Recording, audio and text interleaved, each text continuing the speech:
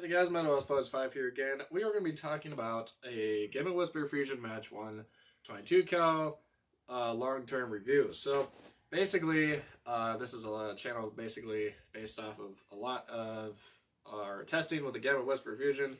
It's just, fun guns in general. We're going to be doing probably some real guns hopefully pretty soon, but we'll just talk about this for now. This is the barrel of a Gamo Whisper Fusion Match 1, and it has a paint job that I did on it. So this is the actual one you would get if you were to buy one of these, but like I said, a paint job is done on it.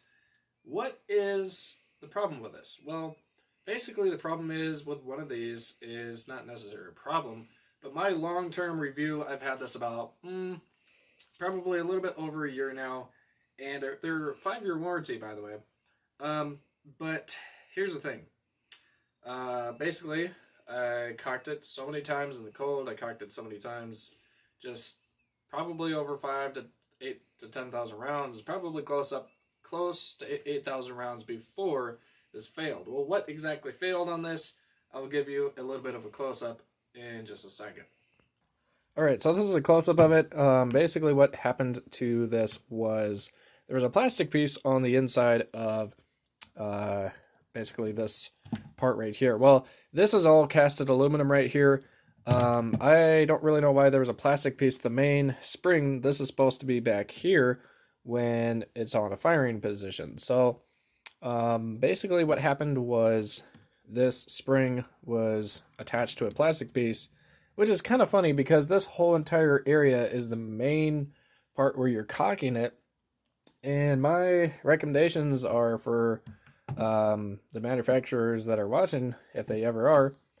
Here's the thing: if you're gonna make these, plastic, if they are gonna be 5-year warranty, probably make that one little piece, probably the whole entire trigger housing in general, all of aluminum and steel, if you will. Because I tell you what, this gun really, really is awesome. It's just I've kind of shot a lot more pellets than the average air gunner, if you will, probably 8 to 10,000 rounds through this, like I said.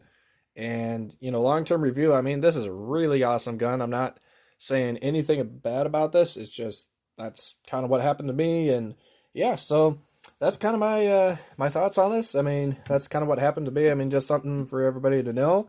So yeah, I'll probably end up maybe getting another one of these or just something different. So yeah. The thing I'm going to add is basically, it's actually fairly easy to put together.